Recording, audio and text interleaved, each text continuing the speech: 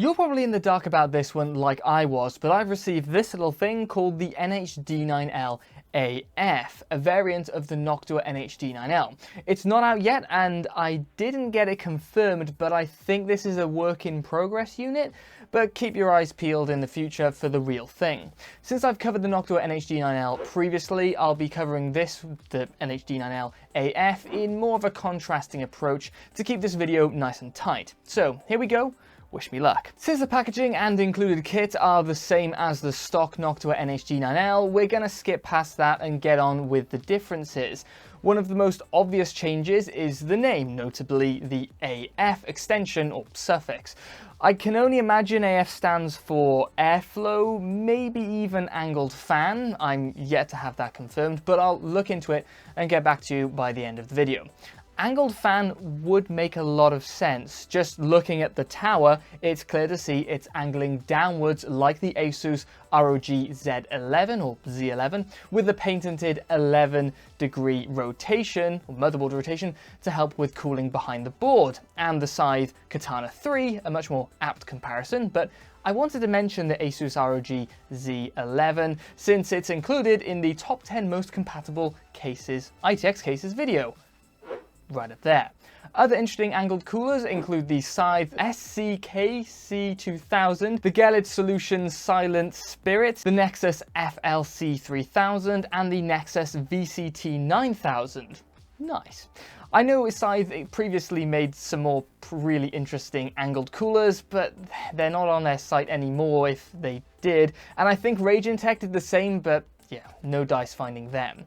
This isn't the first time a Noctua cooler has been asymmetrical. The NH-D15S famously leans one way, or sort of strafes one way, but that's for straight compatibility reasons rather than optimal holistic system cooling as it appears to be with the AF. I mean, let's just sit back for a moment and take this in. Someone said, no, we're not just going as far as 90 degrees like everybody else. That's the kind of mentality that's holding the industry back. 90 is close to 100, but it's not the full 100.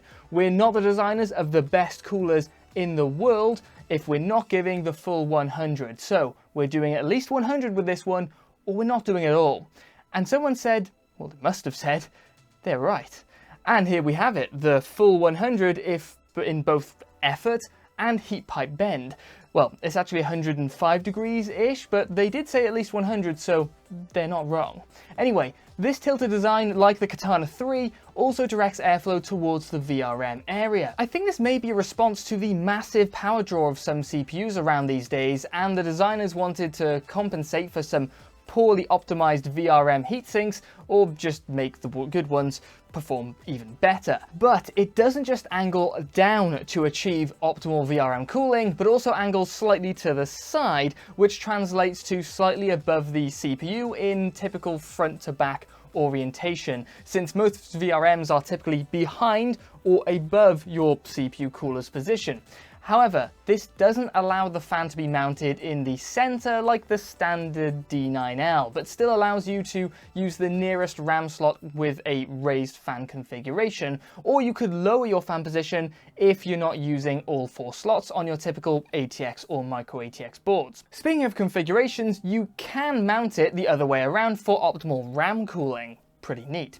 However, I'm not 100% about the seemingly bent fins to all exterior corners of the tower. Since they're all turned in, it seems rather intentional rather than some sort of shipping damage, but since they're all pre-bent, it does seem liable to further damage, or just damage assuming it's intentional. As for why they're bent, I can only imagine it's bulking up the support behind the contact points of the fan, but this seems unnecessary to me since the stock D9L worked perfectly fine, as do most of the coolers. But it's hard to complain too much about the belt and braces approach. Without overdoing the analysis of the NH-D9L AF's tower, everything else remains the same as the stock Noctua NH-D9L, including the base plate and the fan. Well, actually the fan on this one is the Chromax one, which is really neat. But yeah, everything else is the same. So let's move on to the installation, where there are some differences. Due to the extraordinary angled tower, getting a screwdriver into the right position to secure the cooler to the motherboard mounting frame below is a little awkward. It's not impossible, and due to the twist of the tower, one side is easier to access than the other. I think this needs addressing in the next revision regarding this being work in progress, hopefully. Would be a good idea to make both equally accessible. Perhaps a cutout in the fin stack like a lot of coolers do for screwdriver accessibility purposes. The screw heads are very hard steel though, so there's no fear of ruining a screw head if there is some slippage due to bad screwdriver angling. I'm not 100% on board with the drive to install the cooler in a more backwards manner, by which I mean install it the other way around from the configuration here. You can see the Noctua word mark is upside down when it's in the VRM cooling configuration, and I applaud the designer's foresight for even more extreme RAM kits than we've seen before. But I think VRM cooling will typically be more in demand and should be prioritized. Maybe version 2 can optimize the design a little more for that by flipping the logo or bending the other fin stack more, but it's a good start. So with all that said and done, how did it perform? Well, in the Firestrike acoustically limited testing, it's performing on par with the massive Cooler Master MA610P and better than the Silverstone TD02 ARGB, which is a 240mm AIO. Not a very good one, but one nonetheless. Turning up the heat with the Priority 5 testing, and it's the same story, only hotter. Turning the fan speed up to max speed, and yeah, the 240mm AIO with 2 fans has bested our angled fan D9L, but it's still holding onto the coattails of the MA610P. It's also a lot quieter.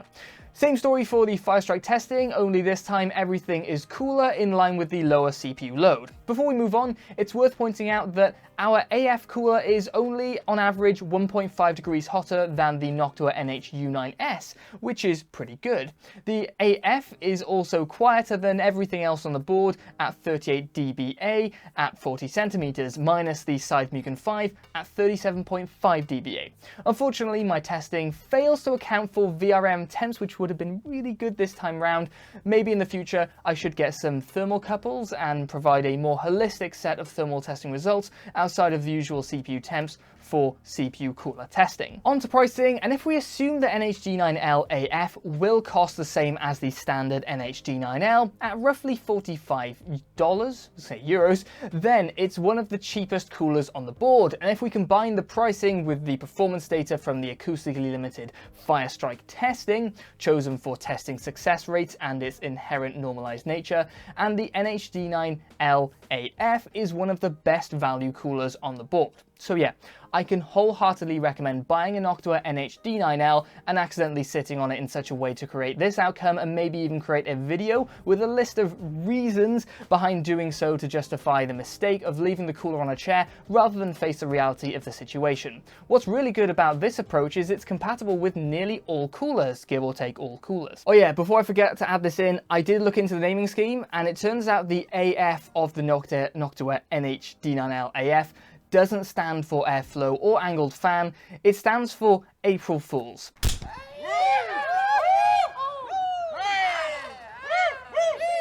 It took me 2 hours to make that, and I'm very happy with the outcome.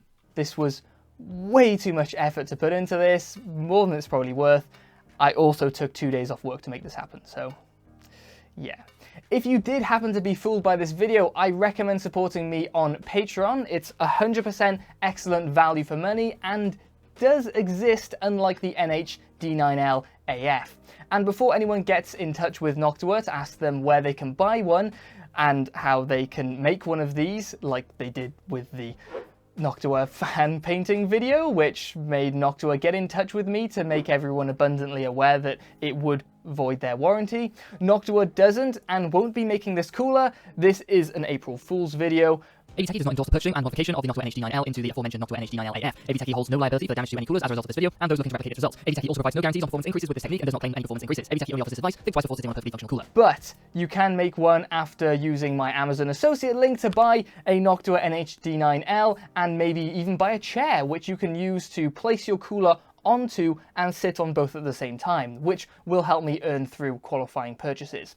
Patreon supporters, keep an eye out for a post-review video. Give me suggestions for real products to review next in the comments, and like and subscribe for proper videos. I really hope you enjoyed this one, and I'll catch you in the next one.